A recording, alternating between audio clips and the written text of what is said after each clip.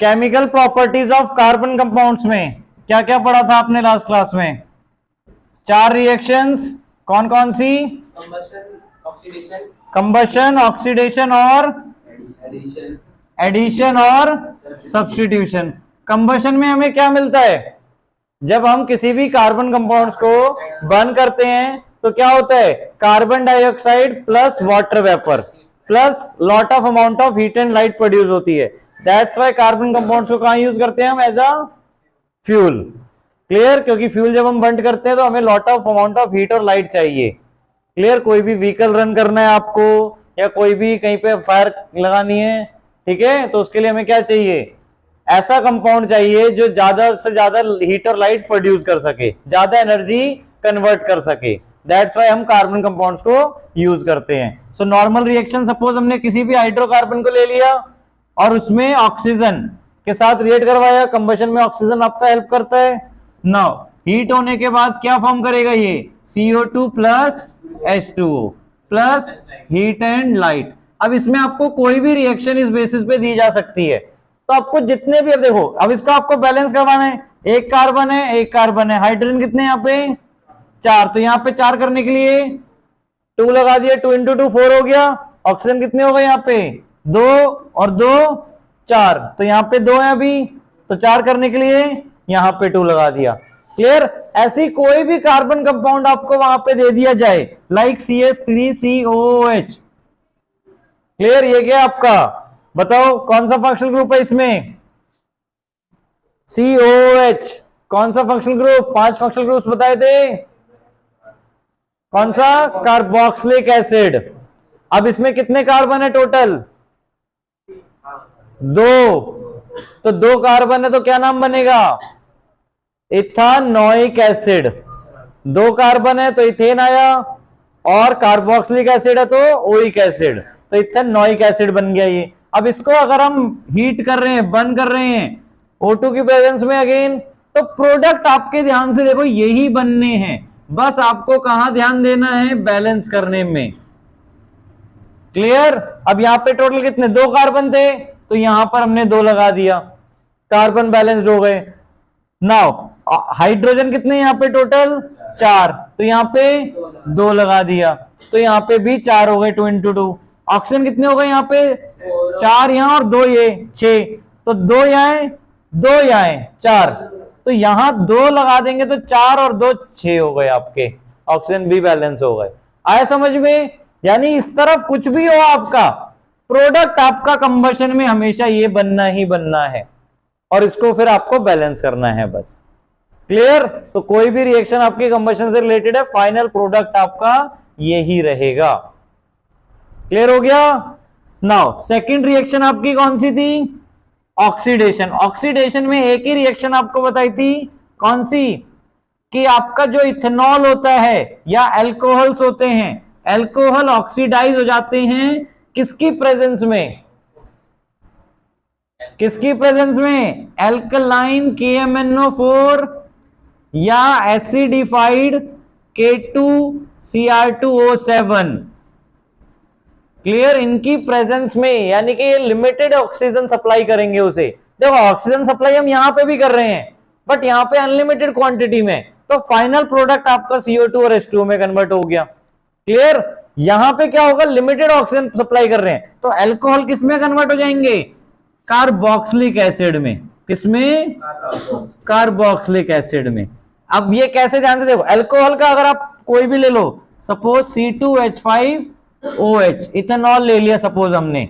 Ethanol जब हम oxidise करवाएंगे इनकी दोनों की प्रेजेंस में, क्लियर, तो क्या हो जाएगा आपका? कार्बोक्सिलिक एसिड यानी कि इथेनोइक एसिड आपका बन जाएगा। अब इसमें पूछा जाता है कि why it is called oxidize, oxidation reaction. इस रिएक्शन को हम ऑक्सीडेशन रिएक्शन क्यों कह रहे हैं? तो यहां पे ध्यान से देखो, कितने ऑक्सीजन है और यहां पे कितने ऑक्सीजन हो गए? 2। हाइड्रोजन कितने यहां पे? यहां पे हाइड्रोजन कितने हैं?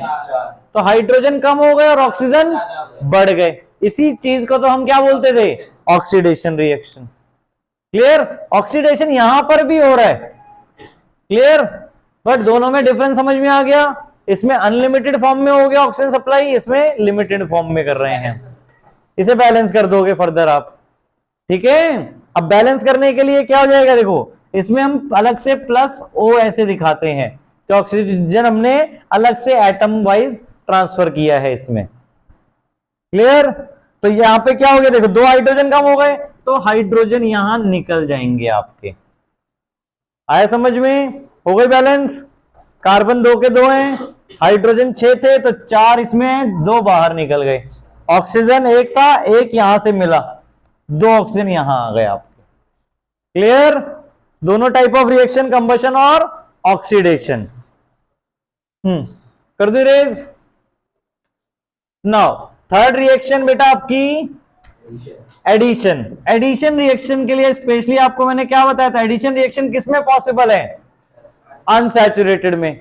अनसैचुरेटेड किसमें कन्वर्ट हो जाएंगे, सैचुरेटेड में, क्लियर। जैसे कि सपोज हमारे पास CH2 डबल बॉन्ड CH2 है, ये क्या नाम है इसका, 2 कार्बन है और डबल बॉन्ड है, तो क्या नाम बनेगा, इथीन। इसमें हमने क्या किया, H2 ऐड करवाया, clear, in the presence of catalyst कौन सा, निकल या पैलेडियम हम यूज करेंगे इसमें। कौन सा कैटलिस्ट, निकल या पैलेडियम कैटलिस्ट। अब कैटलिस्ट यहां पे आप सबके लिए नया वर्ड है, क्या मतलब है कैटलिस्ट का, बताओ बताओ। अब सपोज तुम्हें एक जगह से दूसरी जगह जाना है, ठीक है, क्या क्या ऑप्शन है, पैदल जाओगे, साइकिल से जाओगे, ठीक है, गाड़ी तो चलाओगे नहीं। बट तीसरा ऑप्शन, सपोज लिफ्ट मांग लिया आपने किसी से, तो क्या होगा, डेस्टिनेशन पे जल्दी पहुंच जाओगे, लेट पहुंचोगे, डेस्टिनेशन पे जल्दी पहुंच जाओगे, लिफ्ट ले लोगे तो वही चीज यहां पे निकल और पैलेडियम करवा रहा है। यानी रिएक्शन तो होगी ही, अगर निकल पैलेडियम नहीं भी होंगे तो रिएक्शन होगी। कैटलिस्ट क्या करवा रहा है, उस रिएक्शन रेट को फास्ट करवा रहा है, आई बात समझ में। यानी जो इनका रिएक्शन हो रहा है उसके टाइम को कम करवा रहा है। तो कैटलिस्ट क्या करता है, कैटलिस्ट रिएक्शन में पार्ट नहीं लेगा, आई बात समझ में। आपने लिफ्ट किसी से ली तो लिफ्ट वाला बंदा उस घर तोड़ने जाएगा, वहां से आगे चला जाएगा, क्लियर, उसने आपको वहां से वहां तक पहुंचा दिया, याद रहेगा। सो निकल और पैलेडियम कैटलिस्ट मतलब जो रिएक्शन रेट को फास्ट करवा दे, यानी आपका प्रोडक्ट तो वही फॉर्म होगा बट उसके रिएक्शन रेट को फास्ट हो गई, जल्दी हो गई, क्लियर, यानी रिएक्शन करने में हेल्प करवा रहा है। आगे बात समझ में सबको, कैटलिस्ट याद रहेगा। और सिंपल सी definition, which enhance the rate of reaction, उसको हम कैटलिस्ट बोलेंगे। तो आपका यहाँ पे क्या फॉर्म कर जाएगा, अब CH3 सिंगल बॉन्ड CH3, यानी इथीन जो अनसैचुरेटेड था वो किस में कन्वर्ट हो जाएगा, सैचुरेटेड में, क्लियर। इथीन बन गया और ये क्या हो गया, सॉरी इथेन बन गया और ये क्या हो गया आपका सैचुरेटेड हाइड्रोकार्बन, आया समझ में। और इस रिएक्शन को एक और नाम देते हैं क्या, अब यहां पे हमने क्या ऐड करवाया, हाइड्रोजन, क्या ऐड करवाया, तो इस रिएक्शन को हम हाइड्रोजनेशन भी बोलते हैं कि हमने हाइड्रोजन ऐड करवाया इस रिएक्शन में, क्लियर। तो जब हम अनसैचुरेटेड को सैचुरेटेड हाइड्रोकार्बन में कन्वर्ट कर देंगे तो उस रिएक्शन को हम हाइड्रोजनेशन भी बोल सकते हैं, क्योंकि हम हाइड्रोजन ऐड ऑन करवा रहे हैं उसमें, याद रहेगा। अलग अलग वर्ड्स में क्वेश्चन पूछा जा सकता है ऐसे आपसे। और कैटलिस्ट क्लियर हो गया, निकल या पैलेडियम, कैटलिस्ट क्या करता है, रिएक्शन रेट को फास्ट करता है। अब ये बताओ आपके लिए एनिमल फैट्स अच्छे हैं या फिर वेजिटेबल फैट्स या वेजिटेबल ऑयल, एनिमल फैट्स या वेजिटेबल, आपके लिए तो क्या बेटर है, सैचुरेटेड या अनसैचुरेटेड,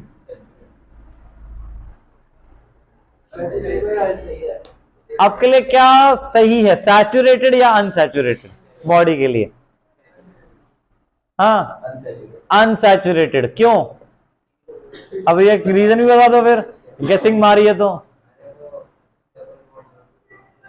अनसैचुरेटेड हमारी बॉडी इजीली एब्जॉर्ब कर पाएगी, सैचुरेटेड क्या होंगे बेटा, वो आपकी क्या बताया था स्टार्टिंग में, याद करो, सैचुरेटेड हाइड्रोकार्बन्स अनरिएक्टिव होते हैं मोस्टली। क्लियर? तो सैचुरेटेड वो जमा हो जाएंगे एक जगह पे जाके, वो आपके बाकी जो केमिकल प्रोसेसेस अंदर चल रही हैं, ठीक है, उनमें पार्ट नहीं लेंगे, जिसकी वजह से वो एक सैचुरेटेड फैट्स बनते जाएंगे आपकी बॉडी में। क्लियर? अनसैचुरेटेड क्या होगा? वो कहीं ना कहीं किसी ना किसी के साथ मिक्स होकर ब्रोक डाउन होता रहेगा और आपकी बॉडी में यूज होता रहेगा। आया समझ में? याद रहेगा? क्लियर? तो जो आपके वेजिटेबल ऑयल्स होते हैं वो आपके अनसैचुरेटेड होते हैं। क्लियर? और आपके लिए हेल्दी होते हैं। एनिमल फैट्स जो होते हैं वो सैचुरेटेड फैट्स होते हैं। क्लियर? याद रखना है अच्छी तरह, ठीक है? एनिमल फैट्स आपके सैचुरेटेड फैटी एसिड्स होते हैं जो हार्मफुल होते हैं आपकी बॉडी के लिए। वेजिटेबल ऑयल्स अनसैचुरेटेड होते हैं, दैट्स व्हाई हेल्दी होते हैं आपकी बॉडीज के लिए। क्लियर?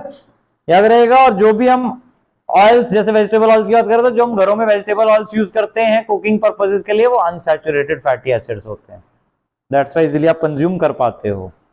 ठीक है? नाउ इसके बाद और कौन सी रिएक्शन थी आपकी? Fourth, substitution reaction. अब सब्स्टिट्यूशन रिएक्शन मैंने आप सबको बताई थी किस में यूज होती है, किस टाइप ऑफ कंपाउंड्स में? अनसैचुरेटेड में या सैचुरेटेड में?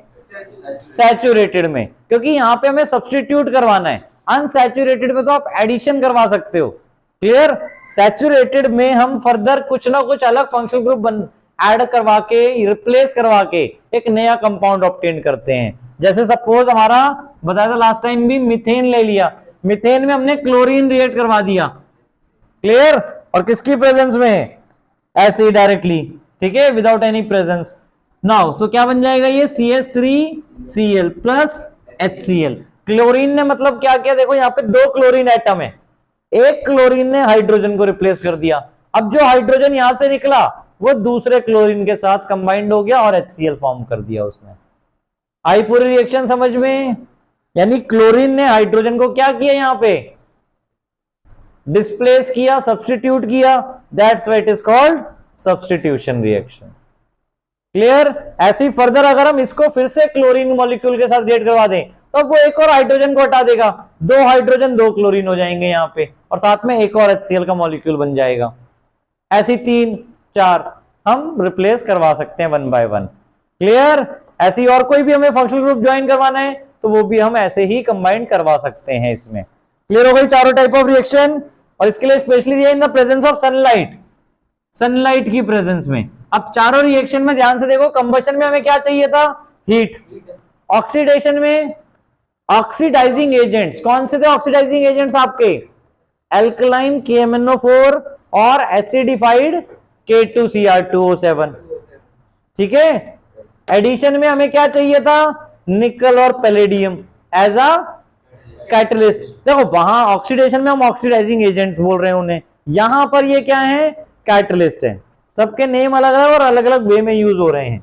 क्लियर? यहां पे in the presence of sunlight. अब यहां पे सनलाइट क्या एक तरीके से कैटलिस्ट ही है। सनलाइट की प्रेजेंस क्यों बोल रहे हैं? अदरवाइज वो बहुत स्लोली रिएक्ट करेंगे, आपको चेंजेस बहुत देर में दिखाई देंगी। सनलाइट में रख दोगे तो क्विकली रिएक्ट हो जाएंगे और आपकी चेंजेस दिखने लगेंगी। ठीक है? क्लियर यहां तक चारों रिएक्शंस?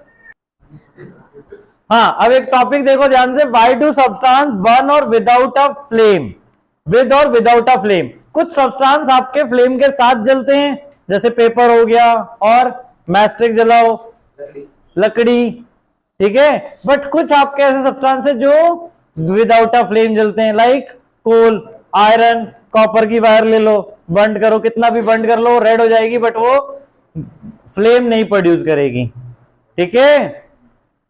क्लियर? तो ऐसा क्यों बताओ?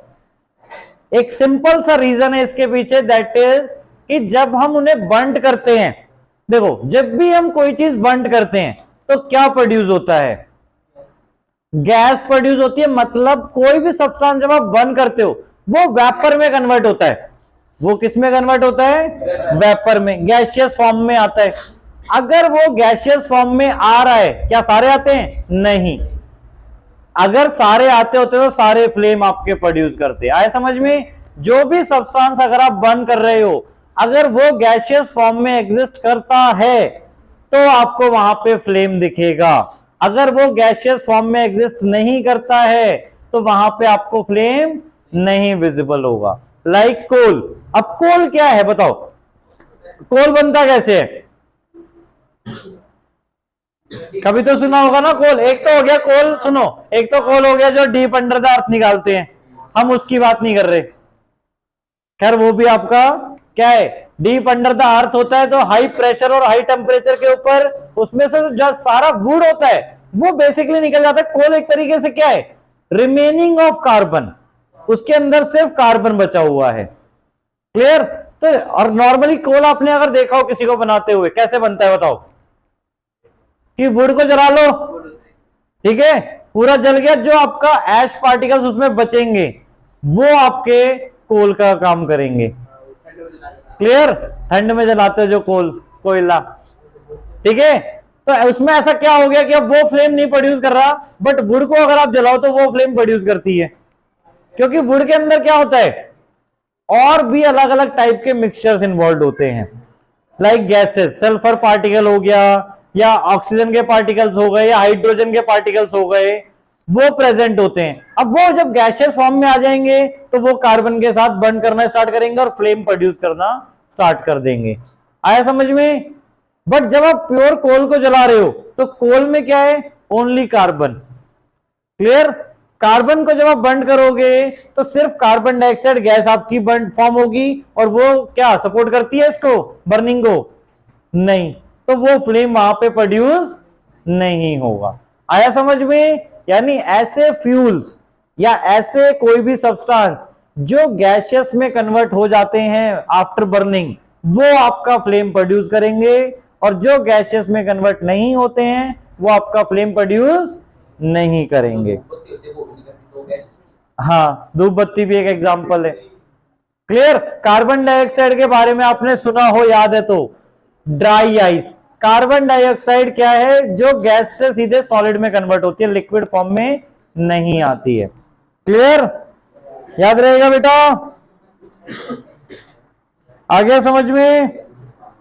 नाउ कोल और पेट्रोलियम बने कैसे, वो भी क्लियर है? कोल और पेट्रोलियम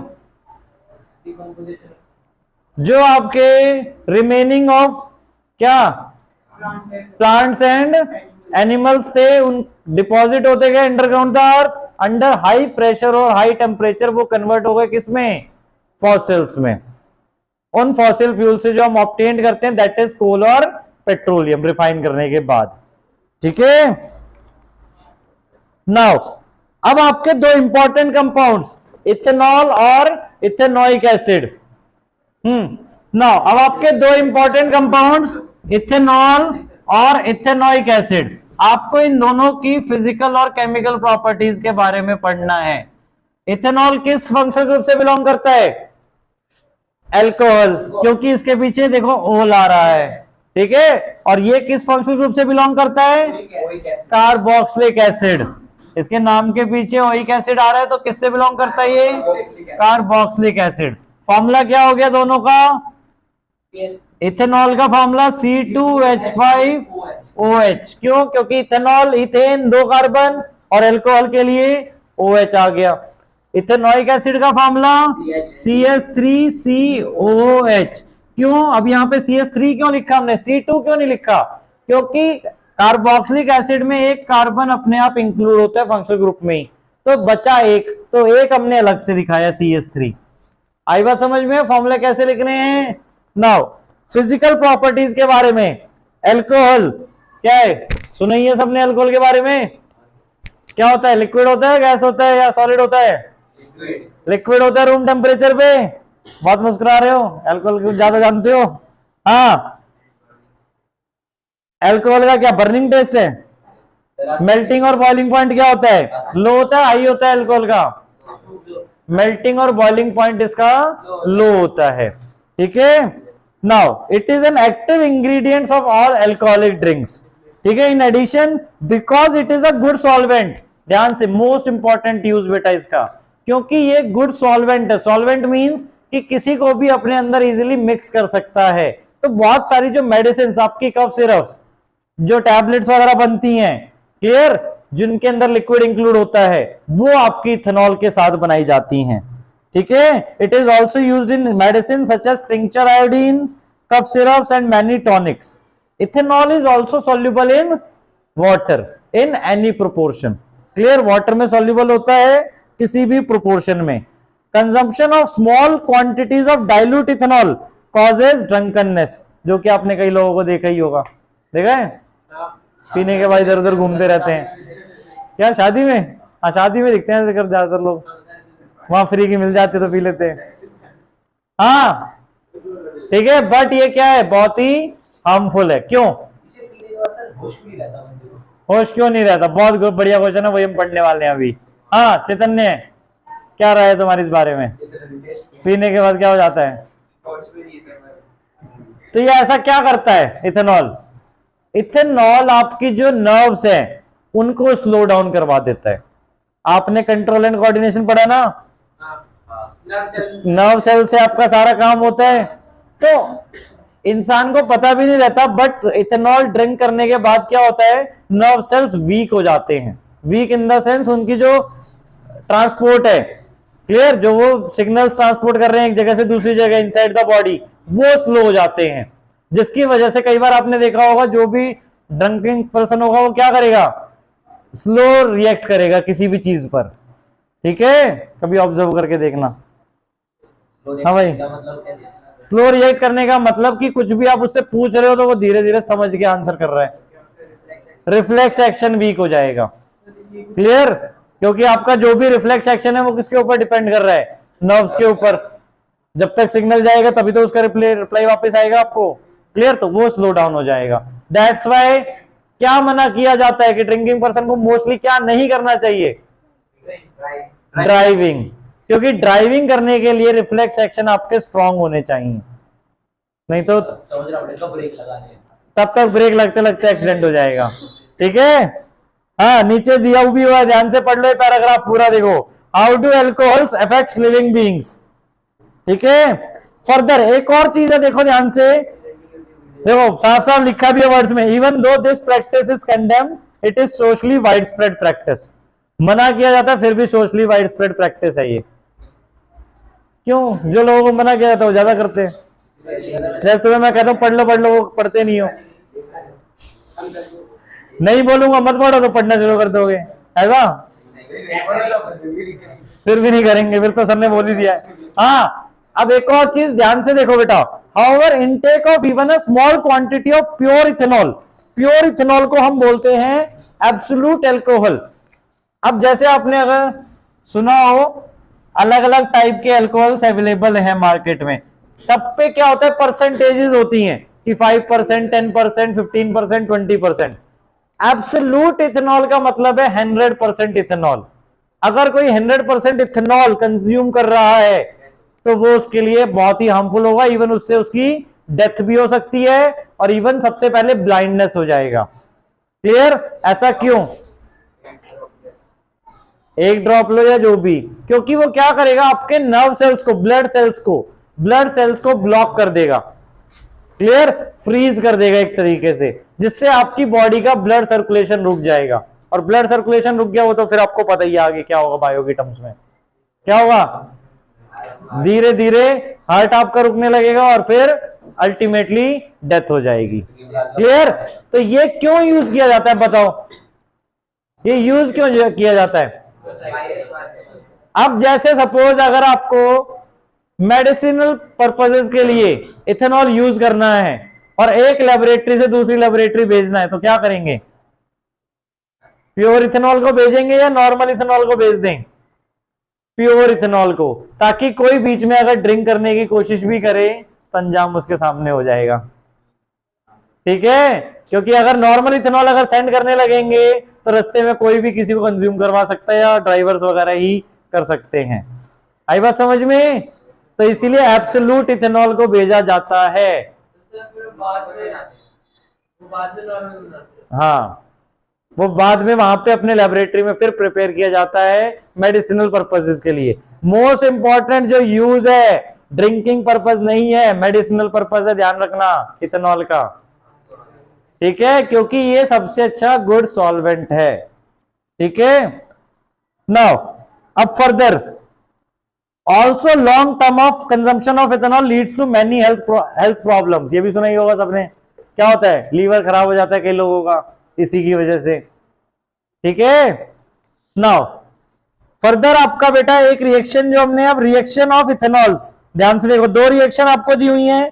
पहली तो आपकी reaction with sodium, reaction with sodium, तो सोडियम के साथ जब हम रिएक्ट करवाएंगे इसे तो क्या फॉर्म होगा, देखो अब सोडियम क्या है, मेटल है। इथेनॉल आपका कौन सा कंपाउंड है, कोवेलेंट या आयनिक, जल्दी बोलो, इथेनॉल कोवेलेंट है या आयनिक है, कोवेलेंट है। सोडियम क्या है, मेटल, मेटल आयनिक बॉन्ड ही बनाते हैं। तो यहां पे जब हम सोडियम के साथ रिएक्ट कराएंगे इथेनॉल को, CH3CH2OH, देखो इथेनॉल को हम ऐसे भी लिख सकते हैं, C2H5OH है तो हम इथेनॉल को ऐसे भी लिख सकते हैं CH3CH2OH, ये C2H5 बन गया आपका बॉन्ड, क्लियर। नाउ इसको सोडियम के साथ हमने रिएक्ट कराया, अब सोडियम क्या करेगा, मेटल है, मेटल मेटल्स को रिप्लेस कर सकते हैं, बट यहां पे तो कोई मेटल है नहीं। आपने हाइड्रोजन को रिएक्टिविटी सीरीज में पढ़ा था, हाइड्रोजन रिएक्टिविटी सीरीज में आते हैं मेटल्स के साथ, तो सोडियम हाइड्रोजन से ज्यादा रिएक्टिव है या कम रिएक्टिव है, ज्यादा रिएक्टिव है। तो सोडियम हाइड्रोजन को अटैक करेगा और वहां से हटा देगा और आयनिक कंपाउंड बना देगा, ये बन जाएगा आपका यानी Na+O-। साइन इसलिए दिखा रहा हूं क्योंकि अब ये आपका पहले क्या था, कोवेलेंट कंपाउंड था, अब क्या बन गया आफ्टर रिएक्शन, आयनिक कंपाउंड बन गया, प्लस H2 आपका वहां से लिबरेट हो जाएगा, यानी कोवेलेंट कंपाउंड आपका कन्वर्ट हो गया किसमें, आयनिक कंपाउंड में। अब इसका नाम बताओ क्या बनेगा, सोचो क्या हो सकता है इसका नाम, सोडियम तो आएगा नाम में, सोडियम एथॉक्साइड, क्लियर, क्योंकि इथेन है इसमें और साथ में ऑक्सीजन बचा है। देखो सोडियम पॉजिटिव वाले को हमने पहले बोला, एथ 2 कार्बन है, ऑक्सीजन है, ऑक्साइड, सोडियम एथॉक्साइड, क्लियर हुआ नेम, याद रहेगा। नाउ अब इसी तरह दूसरी रिएक्शन है बेटा, reaction to give unsaturated hydrocarbon. अब सपोज हमें इसको अनसैचुरेटेड हाइड्रोकार्बन बनाना है, क्लियर, आप सबने पढ़े थे अनसैचुरेटेड हाइड्रोकार्बन क्या होते हैं, जिनमें कार्बन कार्बन के बीच में डबल बॉन्ड होता है, बट वो बने कैसे, तो अब उसी की रिएक्शन आपको यहां पे दिखाई है कि इथेनॉल को जब हम किसके साथ रिएक्ट करवा दें, इथेनॉल को हम रिएक्ट करवा दें हॉट कंसंट्रेटेड सल्फ्यूरिक एसिड के साथ। सल्फ्यूरिक एसिड क्या है आपका, बताओ, सल्फ्यूरिक एसिड आपका क्या है, क्या है, मिनरल है, एसिड है, स्ट्रॉन्ग एसिड है, एक डिहाइड्रेटिंग एजेंट है, क्या है, डिहाइड्रेटिंग का मतलब क्या होता है, जो पानी को भी सुखा सकता है, समझे। तो यहां पे आपका सल्फ्यूरिक एसिड इसमें से जो वाटर मॉलिक्यूल है उसको निकाल लेगा। अब वाटर मॉलिक्यूल क्या होता है, H2O, यानी इसमें से H2 और एक O निकाल लेगा। तो ध्यान से देखो कितने कार्बन और कितने हाइड्रोजन बचेंगे, बताओ कितने हाइड्रोजन और कितने कार्बन बचेंगे, 2 कार्बन और हाइड्रोजन 4, अभी 6 हाइड्रोजन है, क्लियर। तो 2 हाइड्रोजन और 1 ऑक्सीजन निकाल लिया तो क्या बच गए, 2 कार्बन और 4 हाइड्रोजन, यानी कि CH2 डबल बॉन्ड CH2 बन जाएगा, साथ में H2O वहां से निकल गया आपका, और ये क्या है अब CH2 इथीन, यानी कि अनसैचुरेटेड हाइड्रोकार्बन। तो आपका जो इथेनॉल था वो किस में कन्वर्ट हो गया, अनसैचुरेटेड हाइड्रोकार्बन में, किसकी प्रेजेंस में, हॉट कंसंट्रेटेड सल्फ्यूरिक एसिड। ये क्या है, क्या है ये, डिहाइड्रेटिंग एजेंट, यानी इसने इसको डिहाइड्रेट करा दिया। अब तुम्हारे अंदर वाटर की कमी हो जाए तो क्या बोलोगे, डिहाइड्रेट हो गया ना, फिर रिहाइड्रेट करते हो, क्लियर। तो इसने वाटर की कमी करा दी, मतलब इससे वाटर मॉलिक्यूल बाहर निकलवा दिया एक, आया समझ में। तो इस तरीके से हम इथेनॉल से अनसैचुरेटेड हाइड्रोकार्बन में कन्वर्ट कर सकते हैं। इसके बाद फर्दर थर्ड रिएक्शन भी है इसकी, वही जो हमने ऑक्सीडेशन में पढ़ी थी, क्या पढ़ी थी, इथेनॉल किस में कन्वर्ट हो जाएगा, इथेनोइक एसिड में, किसकी प्रेजेंस में हो रहा था? फटाफट याद करो कौन से थे? एल्कलाइन KMnO4 या एसिडिफाइड K2Cr2O7। क्लियर? ये दोनों क्या थे? Strong oxidizing agent. Strong oxidizing agent, क्योंकि यहां पे ऑक्सीडाइज हो रहा था, यहां पे क्या हो रहा है? डिहाइड्रेट हो रहा है। तो ये कौन सा एजेंट बन गया? Dehydrating agent. क्लियर? रिएक्शन सारी याद रखनी है अच्छी तरह, ठीक है, बहुत इंपॉर्टेंट है। नाउ उसके बाद how do alcohols affect living organisms के बारे में, लिविंग बीइंग्स में वही लिखा है, देखो जो आपको बताया कि आपका जो जब लार्ज क्वांटिटी ऑफ इथेनॉल आप कंज्यूम करते हो तो वो क्या करता है, किसी का जो मेटाबॉलिक प्रोसेसेस है वो स्लो कर देता है, जिसकी वजह से आपका जो सेंट्रल नर्वस सिस्टम है वो स्लो डाउन हो जाता है, वीक हो जाता है। Clear? This result in lack of coordination, ठीक है, मेंटल कंफ्यूजन, ड्राउजीनेस, चक्कर आने लगते हैं, उसको देख नहीं पाता अच्छी तरह चीजों को, ठीक है ना, lowering the normal inhibitions and finally stopper. Stopper मतलब चक्कर खा के गिर जाएगा और कुछ नहीं होगा, ठीक है। The individual may feel relaxed but does not realize that is sense of judgement. Clear? कई बार लोग कहते हैं हम ठीक है, क्योंकि उन्हें कुछ समझ में नहीं आ रहा होता, बैठ जाते हैं, ठीक है। तो मतलब उसका क्या कि उनका जो कोऑर्डिनेशन है वो बिगड़ चुका है, मतलब उनका मतलब माइंड सोच ही नहीं पा रहा है। क्लियर? यानी सेंस ऑफ जजमेंट ही उनका बिगड़ चुका है। Sense of timing and muscular coordination have been seriously impaired. Impaired समझ गए ना, कि काम ही नहीं कर रहा है, तो वो अब सोचेंगे क्या, फिर उन्हें पता ही नहीं चलेगा वो सही भी है या गलत है कुछ। Unlike ethanol, intake of methanol in very small quantities, जो बताया प्योर इथेनॉल या मिथेनॉल अगर स्मॉल क्वांटिटीज में ले रहे हैं उससे डेथ हो जाएगी। क्यों? उसका रीजन ध्यान से सुनना। Methanol is oxidized to methanal in the liver. Liver में क्या होगा, जो अब आप मिथेनॉल ड्रिंक करोगे तो वो मिथेनल में कन्वर्ट हो जाएगा ऑक्सीडाइज होने के बाद, और उसकी वजह से आपका जो मिथेनल है वो कंपोनेंट्स ऑफ सेल्स के साथ रिएक्ट करेगा और उन्हें फ्रीज करवा देगा। फ्रीज करवाने का मतलब एक और चीज है कोगुलेटेड। कोगुलेटेड जैसे आप एग को बॉयल करते हो, क्या होता है? एग अगर वैसे देखोगे नॉर्मल एग तो उसके अंदर क्या होगा, लिक्विड पार्टिकल्स होते हैं। आप बॉयल करते हो तो क्या हो जाता है, सब कुछ सॉलिड में कन्वर्ट हो जाता है। वही चीज आपके ब्लड सेल्स के साथ हो जाएगी, ठीक है, अगर हमने मिथेनॉल ड्रिंक किया है तो। मिथेनॉल पहले मिथेनल में कन्वर्ट होगा, मिथेनल आपके सारे सेल्स को धीरे धीरे कोगुलेशन करवाने लगेगा। क्लियर? उसकी वजह से आपके सारे, इसमें लिखा भी देखो, in the same way as an egg is coagulated by cooking, similarly methanol also affects the optic nerve causing blindness. ठीक है, ethanol is an important industrial solvent, ठीक है, इंपॉर्टेंट इंडस्ट्रियल सॉल्वेंट है, इसलिए जब हम एक जगह से दूसरी जगह उसे भेजते हैं तो हम उसे अनफिट बना देते हैं ड्रिंकिंग पर्पसेस के लिए। क्लियर? और अनफिट इसी वे में या तो उसके साथ मिथेनॉल हम मिला देते हैं या कुछ अदर पॉइजनस सब्सटेंसेस।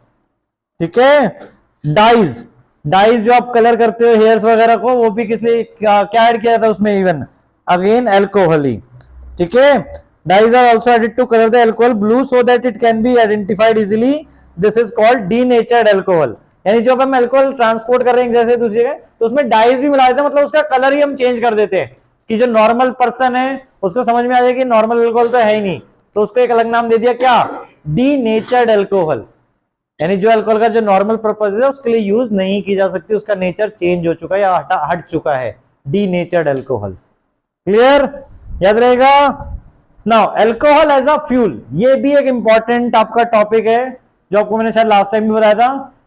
कई जगह मुंबई महाराष्ट्र में ये इवन एक्सपेरिमेंट भी करके देखा गया है, टीवीएस का, स्पेशली टीवीएस मोटर बाइक सुनिए ना, उसमें इथेनॉल एज अ फ्यूल के लिए। अब इथेनॉल को हम फ्यूल के टाइप में क्यों यूज करना चाहते हैं बताओ? क्योंकि ये क्लीनर फ्यूल है, क्योंकि इथेनॉल को जब आप बर्न करोगे, इथेनॉल का फॉर्मूला C2H5OH, अब अगर हम बर्न करेंगे ऑक्सीजन की प्रेजेंस में तो CO2 प्लस H2O लिबरेट होगा प्लस हीट एंड लाइट। अब जो आपका पेट्रोल जो हम आज की डेट में यूज करते हैं, प्योरीफाई तो यूज करते हैं, बट वो 100% कार्बन नहीं है, उसके अंदर हाइड्रोकार्बन नहीं है, अदर भी हैं, सल्फर डाइऑक्साइड भी हमारा प्रोड्यूस होता है, नाइट्रोजन डाइऑक्साइड भी प्रोड्यूस होता है जब हम पेट्रोल को बर्न करते हैं तो, ठीक है। बट जब हम इथेनॉल को बर्न करेंगे तो ओनली कार्बन डाइऑक्साइड और वाटर वेपर ही आपके लिबरेट होंगे। दैट्स वाई इसको हम क्या बोलते हैं, एज अ क्लीनर फ्यूल, ठीक है। और अब इथेनॉल ऑब्टेन कहां से किया जा सकता है, शुगर केन। शुगर केन आपका one of the most efficient converters of sunlight into chemical energy. Clear, ethanol के अंदर केमिकल एनर्जी है, तो सनलाइट को वो केमिकल एनर्जी में कन्वर्ट कर देते हैं। Sugar cane juices can be used to prepare molasses which is fermented to give alcohol. Some country now use alcohol as an additive in petrol. अब देखो, अल्कोहल को दो टाइप से यूज कर सकते हैं, एक तो एडिटिव और दूसरा जो मैंने अभी आपको पहले बताया क्या, कि रिप्लेसमेंट के टाइप में भी हम यूज कर सकते हैं। कभी नेट पे सर्च करके आना अगली बार कि कहां तक पहुंची हुआ एक्सपेरिमेंट, ठीक है। मोटर बाइक्स में यूज किया था, बट सडनली क्या हुआ, पिछले 2-3 साल पहले की बात है, इलेक्ट्रिक पर ज्यादा आ गए, शुगर केन्स वगैरह, मतलब ये इथेनॉल को छोड़ दिया। क्यों छोड़ा बताओ, ब्लास्ट नहीं, ड्यू टू अवेलेबिलिटी कम है शुगर केन की। अब शुगर केन ज्यादा प्रोड्यूस होने स्टार्ट हो जाएंगे उसके बेसिस पे, उससे पूरी सारा ही ग्रोथ साइकिल चेंज हो जाएगा। ढूंढ के आना, पढ़ के आना अगली बार इसके बारे में, ठीक है। या अभी भी कहीं ना कहीं बाइक्स तो चल रही होंगी, बाइक्स बनी है प्रॉपर कि उसमें इथेनॉल ही, बट क्या देखो, जैसे मैं आपको नॉर्मल बताऊं, आपका जो उसके लिए ट्रांसपोर्ट अलग से चाहिए। अब महाराष्ट्र में ही क्यों शुरू किया, ऑल ओवर इंडिया क्यों नहीं शुरू किया बताओ, क्योंकि महाराष्ट्र में शुगर केन ज्यादा होते हैं, ठीक है, यूपी साइड भी ज्यादा होते हैं वैसे, क्लियर। और अभी उसको रिस्ट्रिक्शन इसलिए क्योंकि एक्सपेरिमेंटल पर्पस पे किया था। अब जैसे इलेक्ट्रिक का आप सुन रहे हो, आने वाले 10 सालों में सारे इलेक्ट्रिक हो भी जाएंगे, मोस्ट पॉसिबली 10 से 15 साल में, ठीक है। बट तुरंत क्यों नहीं हो सकते, तुरंत क्यों नहीं हो सकते बताओ, क्योंकि हर जगह इलेक्ट्रिक बूथ लगाना, और जिनके पेट्रोल के व्हीकल्स हैं वो आप डायरेक्ट तो नहीं चेंज करवा सकते ना किसी से, कभी कोई नया खरीदेगा तब जाके सोचेगा कि चलो इलेक्ट्रिक ले लेते हैं, ऐसा समझ में। तो हर प्रोसेस को होने में टाइम लगता है, तो इसी वजह से आपका शुगर केन वाला भी जो इथेनॉल का था वो डिले हो गया फर्दर, क्लियर। तो वो उसी जगह पे यूज किया जा सकता है जहां पे अवेलेबिलिटी ऑफ फ्यूल ज्यादा हो, क्लियर। अभी इलेक्ट्रिक की व्हीकल्स अगर मान लो चलो किसी ने खरीद भी ली, अभी ऑप्शन उनके पास यही है कि घरों में चार्ज कर लो। कुछ कुछ जगह में अब आज की डेट में 70 से 80 पावर स्टेशन शायद लग गए हैं all over India electric charging के लिए, ठीक है। बट फिर भी अगर हम एज अ पेट्रोल की अवेलेबिलिटी देखें, वो ज्यादा इलेक्ट्रिक की कम है। आने वाले टाइम पे क्या होगा, पेट्रोल की कम तो नहीं, मतलब रहेंगे वही, बट वो पेट्रोल स्टेशन आपके पावर स्टेशन में कन्वर्ट हो जाएंगे इलेक्ट्रिक व्हीकल्स, वहां पे भी आप चार्ज कर पाओगे, मतलब वो आपको ऑप्शन ही देंगे घर चार्ज करने का। हाँ, अब आपको मान लो रास्ते में आप जा रहे हो कहीं वो इलेक्ट्रिसिटी खत्म हो गई तो क्या करोगे, पावर स्टेशन जाओगे, तो कहां, अब मान लो वहां से 10 किलोमीटर दूर है, तो बीच में खत्म हो, क्या करोगे, बैकअप तो है नहीं। तो इसीलिए अभी वो एबिलिटी जैसे जैसे बढ़ती जाएगी वैसे वैसे लोग भी ज्यादा यूज करना स्टार्ट करेंगे, ठीक है। हाँ चलो आज के लिए यहीं तक।